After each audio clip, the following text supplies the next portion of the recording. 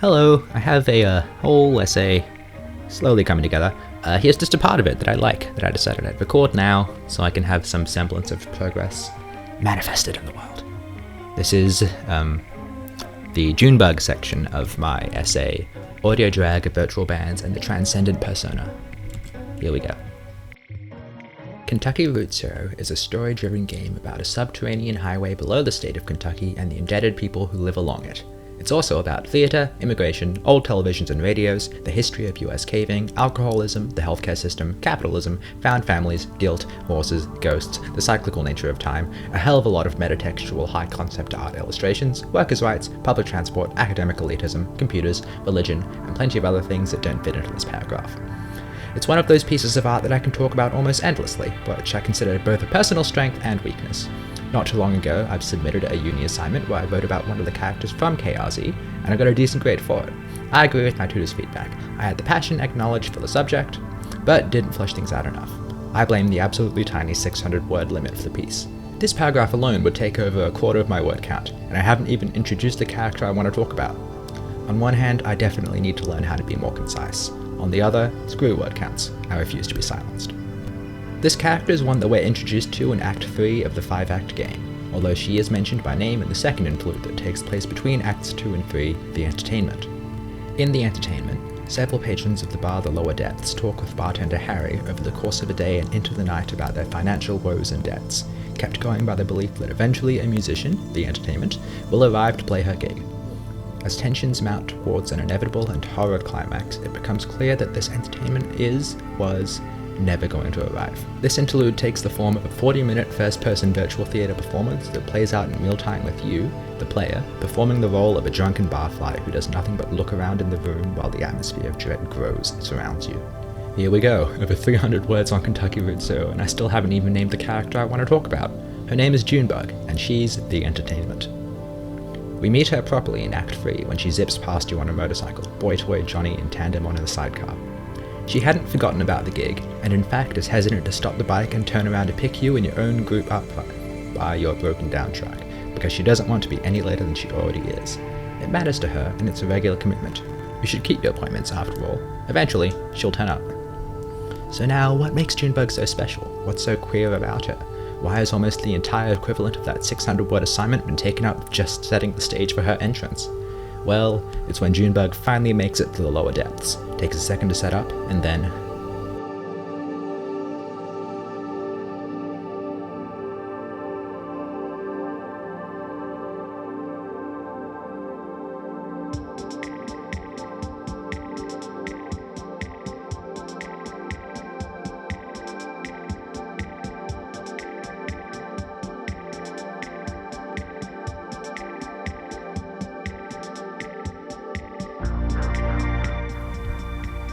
My first exposure to Kentucky Route Zero was through a music theory analysis of this song, Too Late to Love You, from the YouTube channel 8-Bit Music Theory. From the way the scene was staged, my first impression was to assume that the scene was that of stage play or theatre performance of some kind, this musical solo being beamed out into a massive, resonant auditorium full of weeping onlookers. But no, I played the game, and this moment with Junebug is as intimate and tender as it could be.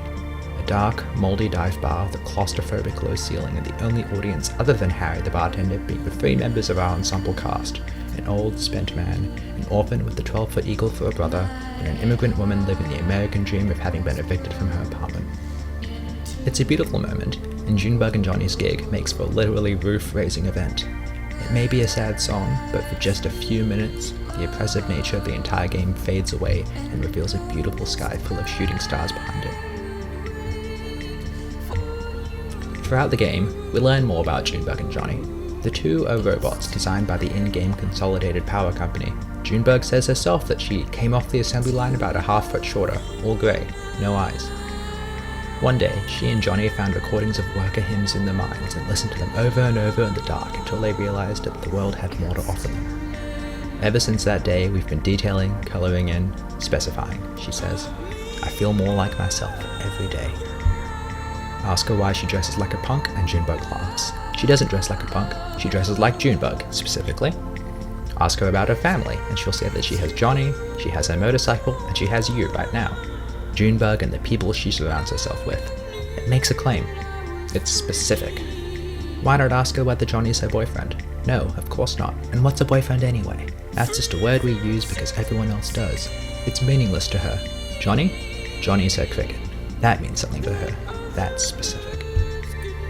Junebug and Johnny may, at a surface glance, look like your typical straight relationship, but the truth is that the two of them have something figured out that a hell of a lot of people haven't yet. After all, if Junebug's talking about being specific, it feels a little reductive to just slap a label of queerness onto it, but doing so benefits my essay, so here we are. What is queerness, after all, but a rejection of the heteronormative, mass-produced idea of identity and how it relates to others within neat little labels?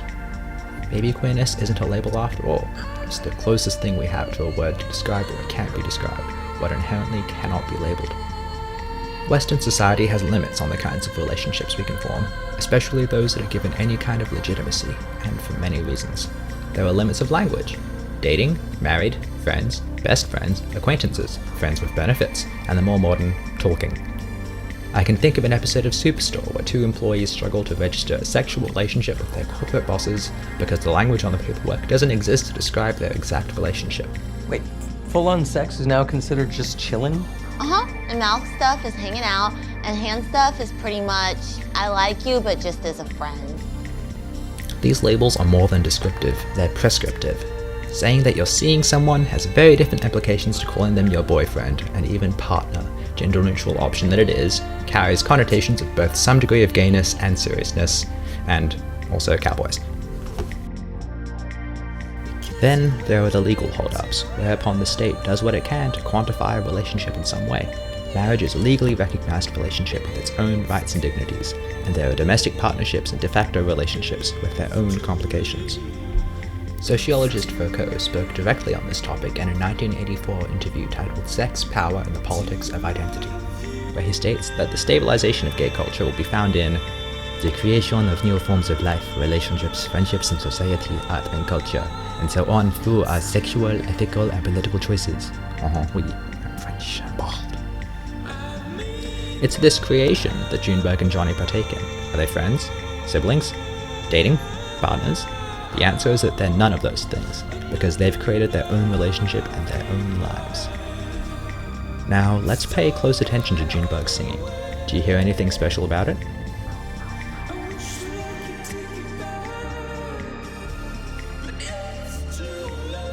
What if I play you this?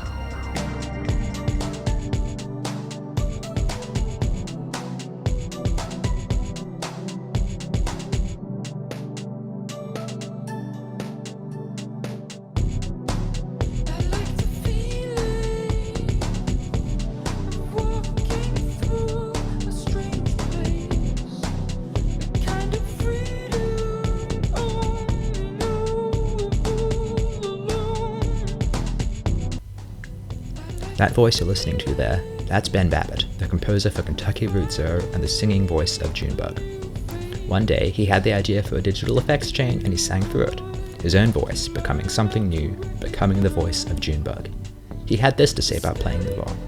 There really was an aspect of it that had the rush of putting on a dress or makeup for the first time and feeling my body and my self-perception in a different way, but in the invisible voice world, like vocal drag. Junebug only has the one song in Kentucky Route Zero, so the second song I'm playing? This is Static Between Stations, the opening track to Junebug's full album. I don't think I can really comprehensively explain everything that Ben Babbitt's Junebug album means to me, from the euphoria a cisgender heterosexual man can find from discovering drag, to everything that just makes Junebug so fucking revolutionary and queer and specific to the point where she literally transcended beyond the realms of the medium she originated in and touched the life of this actual guy, fundamentally changing his understanding of himself, his voice, and his identity. All I can really do is lay all the pieces out in front of you, frantically wave my arms around to try and communicate. There isn't really a word to describe how I feel. It's too specific. Now, back to the lower depths, where the patrons are waiting for the entertainment to arrive. What does the arrival of Junebug mean to them? I posit that what they're waiting for isn't just Junebug, but the future, a promise of another time that Junebug will bring. Queer theorist and academic Jose Esteban Munoz has written on the notion of queer futurity in Cruising Utopia, the then and there of queer futurity. And it's this queer futurity that Junebug represents. Queer futurity is the imagining of a liberated future that is unrestricted from the shackles of heteronormativity, arbitrary gender, scripted identities, and everything that holds us back. In the opening to the book, Munoz writes, "Queerness is not yet here. Queerness is that thing that lets us feel that this world is not enough, that indeed something is missing." Perhaps that's what all of the bar patrons in the entertainment needed, the arrival of Junebug. What makes it all the more tragic is that when Junebug does arrive at the lower depths, all the patrons other than the owner have vanished. The physical manifestation of their debts has caught up with them, a buzzing, glowing skeleton, clipboard in hand.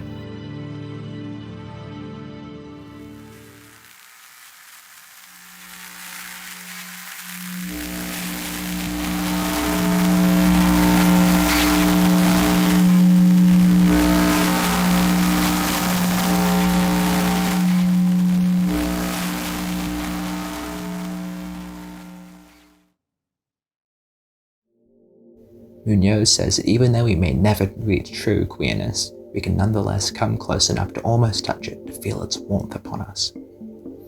That said, if true queerness is something that can only exist in the future, that means that for all of us who are stuck living in the present, queerness will never arrive. After all, the future never comes, only more of the present. If we just hold out for the future, we'll be left waiting for Junebug. Our power and our survival comes from creating queerness in the here and now. Too Late to Love You is a song about having held out too long for something, someone, and missing your chance at it when you give up and move on. It's a song Junebug heard once years ago sung by another performer that is implied to be Lizette, the character who is connected to another member of the cast, Conway.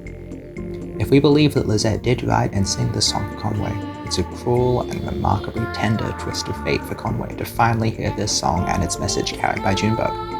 Lizette is experiencing a memory disorder, and Conway expects that she will forget him now that he's no longer part of her life. With Lizette's husband having passed on and Conway no longer able to care for her, there's nothing to do but let go. She's going to live with her sister now. The two had something in their youth together, but now they're both old, broken, tired. It's a tragedy of unrealized heterosexual romance.